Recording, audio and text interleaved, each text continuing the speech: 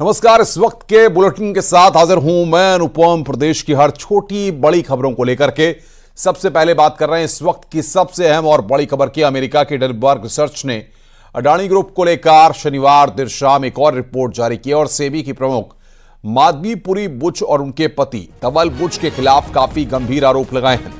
दरअसल अमेरिका की Hindenburg research ने शनिवार को सेबी की प्रमुख माधवीपुरी बुच के खिलाफ एक नया हमला किया। हिंडनबर्ग ने आरोप लगाया कि सेबी के अध्यक्ष बुच और उनके पति के पास उस ऑफशोर फंड में हिस्सेदारी थी, इसके जरिए अडानी ग्रुप ने अपनी कंपनी के शेयरों की कीमत में हेराफेरी की थी। दरअसल 18 महीने पहले अडानी ग्रुप पर हिंडनबर्ग ने आरोप लगाया था कि उनकी कंपनियों ने शेयर की कीमतों में हेराफेरी करने के लिए ब्लैक मनी के एक जटिल नेटवर्क का इस्तेमाल किया। अब एक बार फिर एक ब्लॉग पोस्ट में हिंडनबर्ग ने आरोप लगाया है कि सब कुछ सामने आने के बावजूद सेबी ने अडानी के मॉरिशस और ऑफशोर शेल संस्थाओं के कथित जाल पर एक्शन लेने में कोई रुचि नहीं दिखाई।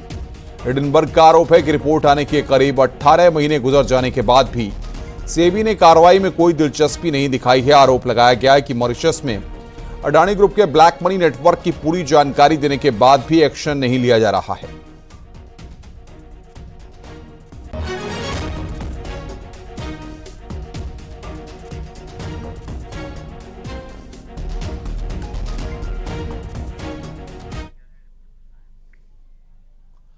और आइए अब आपको बताते हैं कि हिंडनबर्ग की रिपोर्ट में क्या क्या है और सेबी चेयरपर्सन पर क्या आरोप लगाए गए हैं।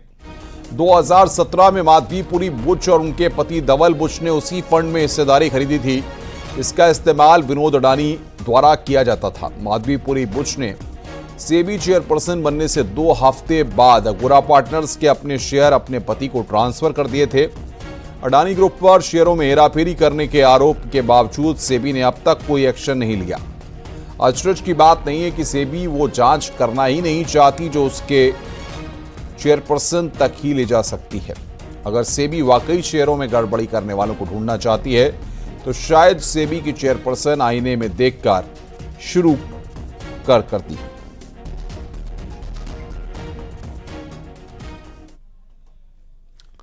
हिंडनबर्ग की रिपोर्ट में विसिल ब्लोअर दस्तावेजों का हवाला देते हुए कहा गया है कि माधवीपुरी बुच और उनके पति धवल बुच ने पहली बार 5 जून 2015 को सिंगापुर में आईपीई प्लस फंड के साथ अपना अकाउंट खोला था। आईपीई प्लस फंड एक छोटा ऑफशोर मॉरिशस फंड है जिसके बारे में दावा किया गया है कि अडानी ग्रुप के एक निदेशक ने इंडिया इन्फो लाइन IIFL के जरिए से स्थापित किया, जो भारत की एक वेल्थ मैनेजमेंट फर्म है।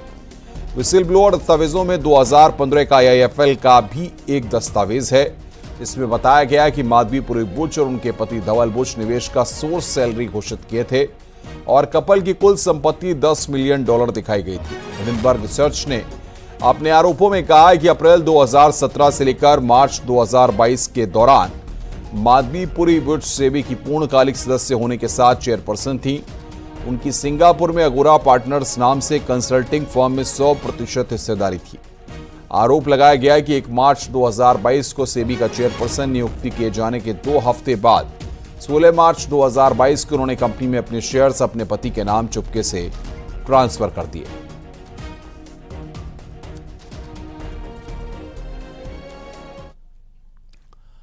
यह पहली बार नहीं है जब हिंडनबर्ग ने अडानी ग्रुप या भारत से जुड़ा कोई दावा किया हो। इसके पहले जनवरी 2023 में भी फर्म ने अडानी ग्रुप पर कई गंभीर आरोप लगाए थे। इसके बाद अडानी ग्रुप की कंपनियों के शेयरों में बड़ी गिरावट देखी गई थी। हालांकि अडानी ग्रुप ने इन दावों का पूरी तरह से खंडन किया था।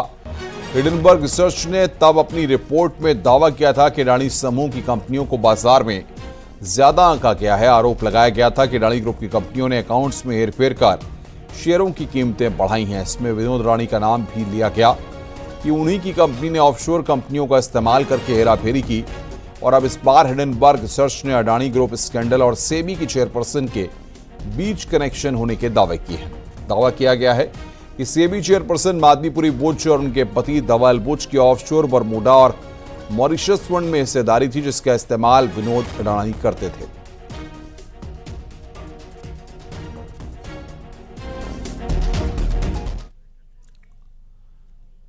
अमेरिका की हिंडनबर्ग रिसर्च ने नया दावा किया है जिसमें सेबी प्रमुख और उनके पति पर आरोप लगाए गए हैं। दावे में कहा गया है कि जिस ऑफशोर फंड में अडानी का स्टेक है उसी ऑफशोर फंड में सेबी प्रमुख माधवी पुरी बुच और उनके पति धवल बुच का स्टेक है।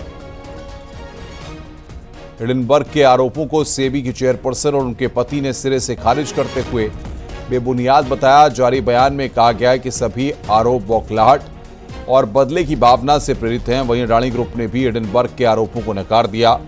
अडानी ग्रुप की ओर से जारी बयान में आरोपों को दुर्भावनापूर्ण और पूर्वाग्रह वाले बयान बताया गया है।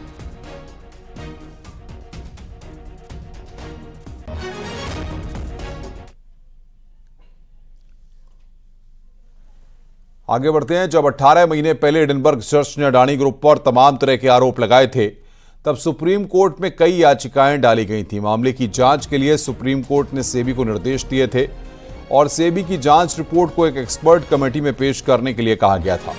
बाद में एक्सपर्ट कमेटी ने सेबी की जांच रिपोर्ट के आधार पर अपनी रिपोर्ट दी।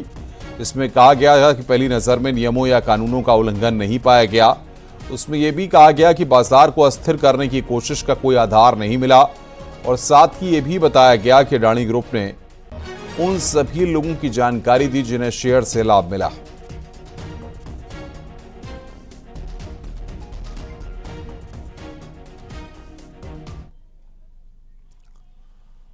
और इस मसले पर जांच करने के लिए कांग्रेस ने सरकार से एक संयुक्त संसदीय समिति गठित करने की मांग रखी है और केंद्र सरकार से अडानी मामले की सेबी के अधिकारियों की वजह से जांच प्रभावित होने पर एक्शन लेने की मांग की है।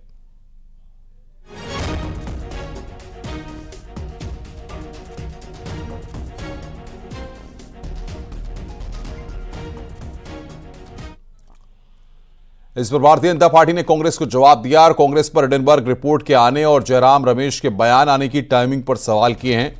बीजेपी के अमित मालवीय ने सोशल मीडिया प्लेटफॉर्म एक्स पर लिखते हुए कहा कि हिडेनबर्ग की हिट जॉब और कांग्रेस का बयान एक साथ सामने आया। ऐसा लगता है कि हिडेनबर्ग के किसी सहयोगी ने कांग्रेस के लिए रिपोर्ट के साथ इसका मसौदा तैयार किया है, लेकिन इसे जारी करने का समय बताना भूल गया।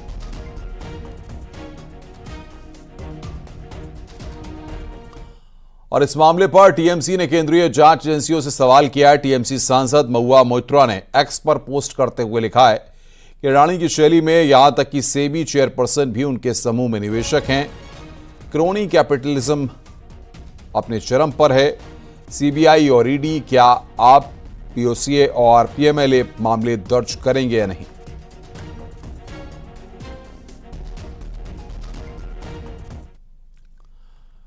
हिडेनबर्ग के दावों पर अब सियासत भी शुरू हो गई है। कांग्रेस पार्टी ने सरकार पर सवाल खड़े किए और जेपीसी से जांच की मांग की है।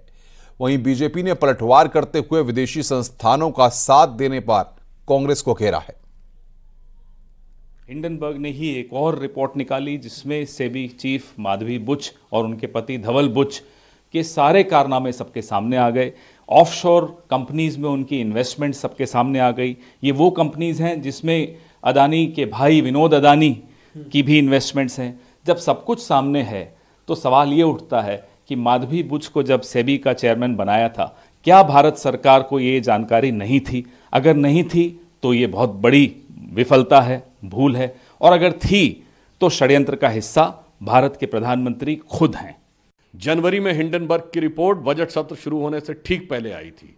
कभी रिलीजियस फ्रीडम की रिपोर्ट आती है, कभी किसानों को लेकर कमेंट आता है विदेश से, तो कभी ग्रेटा थनबर्ग का स्टेटमेंट। ये सारे सीक्वेंस जाके देख लीजिएगा, संसद सत्र के दौरान ही आते हैं। और आज बरबस विपक्ष ने जब संसद सत्र का विषय उठाया तो ये और साफ हो गया कि इसका मतलब ये संदेह बहुत गहरा हो जाता है कि सीमा पार से विपक्ष के कुछ ऐसे तार जुड़े हुए हैं कि भारत के हर संसद सत्र के दौरान एक अव्यवस्था का वातावरण उत्पन्न किया जाए। और आइए अब आपको बताते हैं कि इस पूरे मामले में कब क्या हुआ। जनवरी 2023 में अडानी ग्रुप पर कंपनियों के शेयर प्राइस में हेरफेर का दावा। फरवरी 2023 में सुप्रीम कोर्ट में जनहित याचिका दायर की गई और मार्च 2023 में सुप्रीम कोर्ट ने सेबी को 2 महीने के भीतर जांच करने के लिए कहा। मई 2023 कोर्ट से नियुक्त एक्सपर्ट कमेटी ने रिपोर्ट पेश की और 17 मई 2023 सुप्रीम कोर्ट ने सेबी से 14 अगस्त 2023 तक जांच रिपोर्ट देने का निर्देश दिया। 24 नवंबर 2023 अडानी हिडेनबर्ग विवाद से संबंधित याचिकाओं पर सुप्रीम कोर्ट ने अपना फैसला सुरक्षित रखा। 3 जनवरी 2024 सुप्रीम कोर्ट ने सेबी को 3 महीने में 2 लंबित मामलों की जांच पूरी करने का निर्देश दिया। आरोपों की जांच एसआईटी या सीबीआई को ट्रांसफर करने से इंकार किया। कौन है माधवी बुच, यह हम आपको बता रहे हैं। कौन है माधवी पुरी बुच? सेबी की मौजूदा चेयरपर्सन हैं और सेबी की पूर्णकालिक सदस्य रह चुकी हैं। आईआईएम अहमदाबाद से एमबीए हैं। आईसीआईसीआई बैंक से करियर की शुरुआत की थी। फरवरी 2009 में आईसीआईसीआई बैंक की प्रबंध निदेशक बनी। 2011 में सिंगापुर के ग्रेटर पैसिफिक कैपिटल से जुड़ी शंघाई में न्यू डेवलपमेंट बैंक में काम कर चुकी हैं। 1 मार्च 2022 को सेबी की चेयरपर्सन बनी हैं।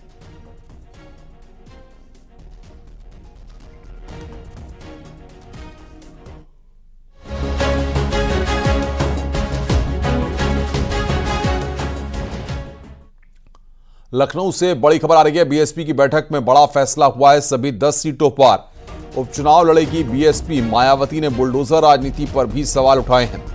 क्रीमी लेयर का फैसला स्वीकार नहीं। मायावती वक्फ बिल के खिलाफ, बीएसपी नजूल संपत्ति बिल के खिलाफ है। तो सभी 10 सीटों पर उपचुनाव लड़ेगी बीएसपी। ये बड़ी खबर यहां पर। मायावती की अध्यक्षता में बीएसपी की बैठक हुई है। पार्टी नेताओं के संग मायावती ने यहां पर मीटिंग की है।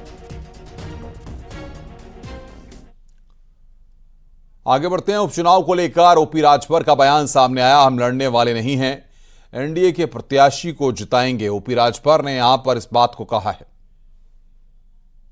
चुनाव है, आपकी पार्टी को भी टिकट मांगेंगे आप अपनी पार्टी के लिए? नहीं भैया, हम लोग लड़ाएंगे। हम लोग लड़ने वाले नहीं हैं।